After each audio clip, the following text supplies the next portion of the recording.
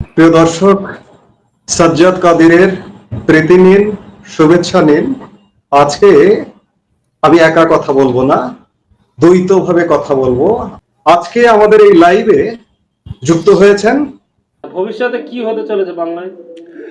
দেখুন, আমি না বলে যে কেউ বলতে পারতেন যদি একটু গভীরভাবে ভাবার চেষ্টা করতেন বিষয়টা।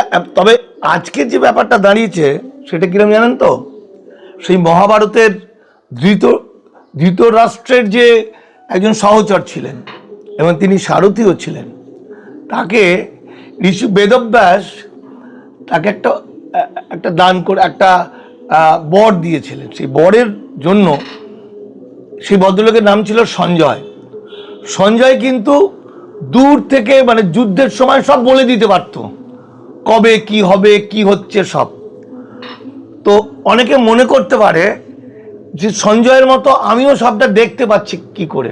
এটা কিছুই নয়, এটা বিষয়ের গভীরে থাকলে পরে যে কেউ ব্যাখ্যা দিতে পারবে এবং বলতে পারবে।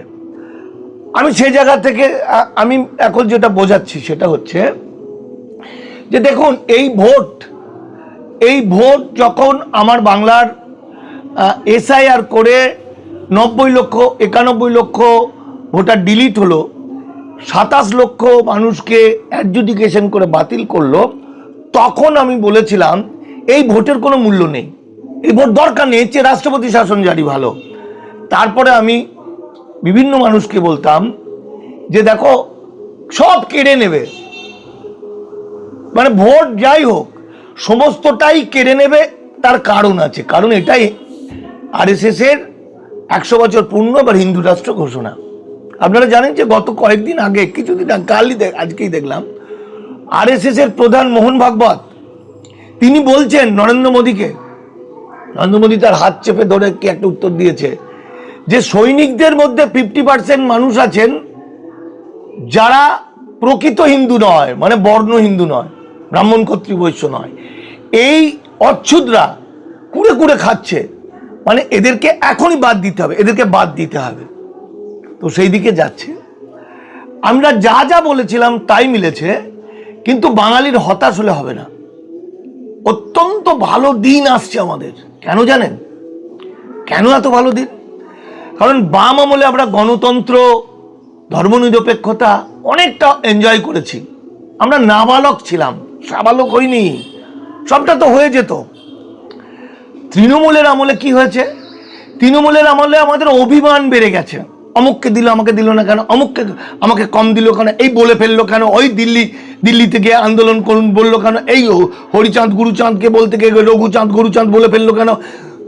এটা অভিমান ছিল, কারণ আমাদের একটা ছাতা ছিল,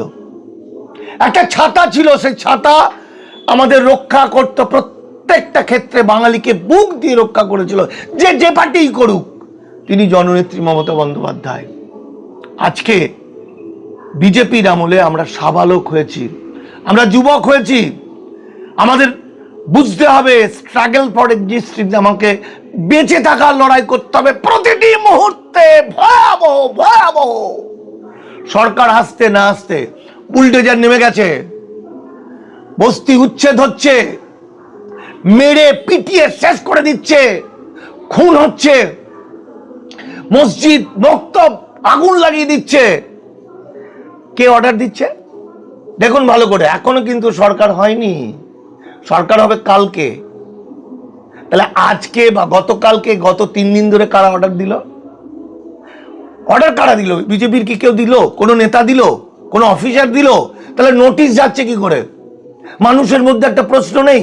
আসলে মানুষের মধ্যে যে পশুত্ব, যে হিংস্রতা, যে ভয়াবহতা, সে বহু মানুষের মধ্যে আছে। তার জন্য কোনো রাজনীতি লাগে না। সিপিএম হতে পারে, কংগ্রেস হতে পারে, তৃণমূল হতে পারে, বিজেপি হতে পারে।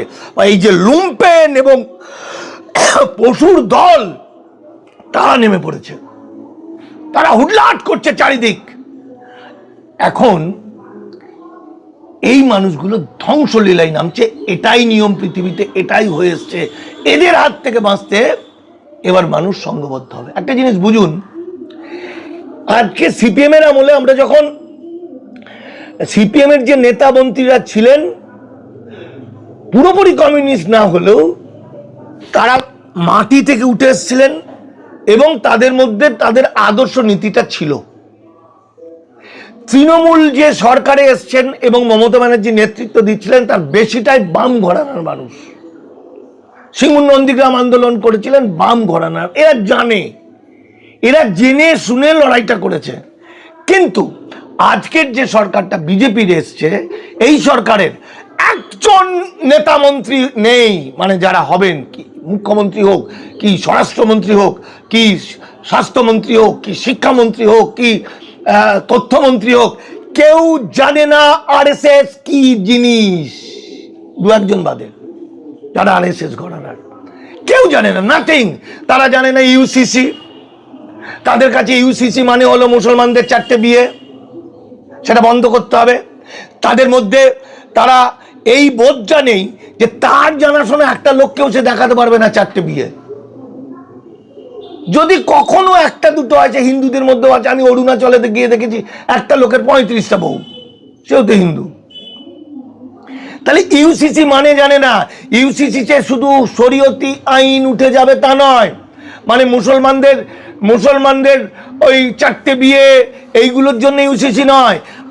হিন্দুত্ববাদী বা আরএসএস এর মূল বিরোধ হচ্ছে হিন্দু কোড। যে হিন্দু কোড 1950 সালে উত্থাপন করে বাবা সাহেব আম্বেদকর পদত্যাগ করতে বাধ্য হয়েছিলেন, তার উপরে এত আক্রমণ হয়েছিল, সেই হিন্দু কোডকে আইনে রূপান্তরিত করেছিলেন জওহরলাল নেহেরু 1956 সালে। কারণ আমাদের এই যে রূপা গাঙ্গুলি, আমি রূপা গাঙ্গুলিকে খুব রেসপেক্ট করি, এই যে রূপা গাঙ্গুলি, পাপিয়া অধিকারী, এই যে মেয়েরা লড়াই করছে, প্রতিবাদ করছে, আন্দোলন করছে, এই যে আসানসোলের ভোটে দাঁড়িয়ে জিতলেন এই ভদ্রমহিলা, এরা যে কথা বলছে, বাজারে বেরিয়েছে, পথে নেমেছে, বক্তব্য রাখছে, কিসের জন্য? হিন্দু কোডের জন্য। আগে হিন্দু মেয়েরা ডিভোর্স করতে পারতো না, হিন্দু কুলীন ব্রাহ্মণ 100-150 বিয়ে করত, হিন্দু মেয়েদের বাবার সম্পত্তির অধিকার ছিল না, বিধবা বিবাহ হতো না, বিদ্যাসাগর সিম্বলিক ভাবে করলেও আইনত হতো না, ক্লিয়ার? ছোট জাত বড় জাত বিয়ে হতো না, স্পেশাল ম্যারেজ অ্যাক্ট ছিল না, দত্তক নিতে পারতো না, এই যে বাচ্চা হলে হওয়ার আগে ছুটি পাওয়া এগুলো পেত না। এগুলো ইসলাম সংস্কৃতিতে ছিল, মানে শরীয়তি আইনে এদের অনেকটাই ছিল 1500 বছর আগে। এবং বাবা সাহেব আম্বেদকর এইগুলো হিন্দু কোডে লেখে। ফলে ব্রাহ্মণ্যবাদী দয়ানন্দ সরস্বতীর পরবর্তী জেনারেশন, উনি তো ছিলেনই, তার পরবর্তী সময় বাল গঙ্গাধর তিলক থেকে স্বরাষ্ট্রমন্ত্রী বল্লভভাই প্যাটেল, রাষ্ট্রপতি রাজেন্দ্র প্রসাদ, এরা সকলেই কিন্তু মদন মোহন মালব্য, সবাই কিন্তু আমাদের শ্যামাপ্রসাদ মুখার্জি, সবার মূল টার্গেট ছিল হিন্দু কোডের বিরোধিতা। অর্থাৎ ইউসিসির মধ্য দিয়ে শরীয়তি যেমন উঠবে, হিন্দু কোড উঠবে। এটা জানে না যে মুখ্যমন্ত্রী হবে, যে স্বরাষ্ট্রমন্ত্রী, সে কি জানে? সে জানেই না হোয়াট ইজ সিএ। সিএতে যারা আবেদন করে সিটিজেনশিপ সার্টিফিকেট পেয়েছেন, তাদের লেখা আছে তা ব্যক্তির যে পাচ্ছে তার বাবা বাংলাদেশি, মা বাংলাদেশি, বউ বা স্বামী বাংলাদেশি, অর্থাৎ তার প্রতিটি পরিবারের যত আছে, তার ভাই দাদা, তাদের ছেলে মেয়ে, তার নিজের সন্তান সন্ততি সব ইলিগাল মাইগ্রেন্ট হয়ে যাচ্ছে। একজন কেউ যদি একটা এফআইআর করে ধরা পড়ে যাবে। তাহলে তারা জানে না এনআরসি কি জিনিস, তারা জানে না সিএ কি জিনিস, তারা জানে না ডিলিমিটেশন কি জিনিস। এই যে এমপি সিটগুলো, সব এমপিগুলো বদমাইশগুলো এখন তো সব বিজেপিতে ঢুকে যাবে। এই সিনেমা আর্টিস্টগুলোকে নিয়েছে। মমতা ব্যানার্জিকে আমরা রেসপেক্ট করি, অনেক ভালো গুণ আছে, কিন্তু প্রচুর খারাপ গুণ ছিল। যারা প্রকৃতপক্ষে মানুষের হয়ে কাজ করেছে, দীর্ঘদিন পার্টি করেছে, তাদের মূল্য দেননি বেশিটা। তিনি দালালদের দিয়েছেন, তিনি দেবকে দিয়েছেন, তিনি অমুককে দিয়েছেন, সিনেমা আর্টিস্টদের দিয়েছেন, তারা বগল বাজিয়ে পালিয়েছেন, তাই তো? ফলে এবার এমপি সিট চলে যাবে। ফলে দেখবেন বাংলার বার্গেনিং পাওয়ার শেষ, ডিলিমিটেশন আটকে গেছে, আবার ডিলিমিটেশন ধরুন কোনো একটা কায়দায় নিয়ে এসে শেষ করে দেবে। ফলত একটা জিনিস খুব ভালো করে বুঝতে হবে, আসার কথা, আমার যে বিজেপির এখন যে বিজেপির নেতা মন্ত্রী এমএলএ এমপি হবে বা যারা মুখ্যমন্ত্রী বা অন্যান্য মন্ত্রী হবে, বেসিক্যালি এরা কিন্তু বাঙালি। এদের রক্তের মধ্যে রবীন্দ্রনাথ আছেন, এদের রক্তের মধ্যে হরিচাঁদ গুরুচাঁদ অনেকের আছে, এদের রক্তের মধ্যে নজরুল আছে, লালন ফকির আছে। এরা এরা টুসু ভাদুকে ভালোবাসে, এরা কবির লড়াইকে ভালোবাসে, শ্রদ্ধা করে। এরা মা কালী, দুর্গা পুজো, লক্ষ্মী পুজো উৎসব করে। এরা হনুমান পুজো করতো না। ফলে এদের সংস্কৃতির ওপর, এদের মাতৃভাষার ওপর যখন আঘাত আসবে, এদের খাদ্যাভ্যাসের মধ্যে যখন আঘাত আসবে, বাঙালি হলো মাছে ভাতে, বাঙালি আমিষ খায়। কিন্তু আরএসএস, মূল যে আরএসএস তো সমস্ত শক্তি ব্যয় করে, সিআরপিএফ নামিয়ে, অন্যায় করে, জোর করে, যুদ্ধের মতো করে সুপ্রিম কোর্টকে কেড়ে নিয়ে, নির্বাচন কমিশনকে কিনে নিয়ে এই যে বাংলা দখল করলো। এমনি মুখ দেখতে তো শুভেন্দু অধিকারীকে কি অমুককে মুখ্যমন্ত্রী করার জন্য করেনি, করেছে হিন্দু রাষ্ট্রের জন্য এবং আরএসএস কে এস্টাবলিশ করার জন্য। ফলত যেটা ঘটবে, আরএসএস এর আইডিওলজি হিন্দি বলয়, আরএসএস হিন্দি বলয়। যে রামায়ণ পছন্দ করেন, পড়েন, পাঠ করেন, সেটা তুলসী দাসের রামায়ণ। যে রামায়ণ সীতাকে বলছে আমি তোমাকে উদ্ধার করেছি আমার বংশমর্যাদা রক্ষার জন্য, তোমাকে ভালোবেসে নয়।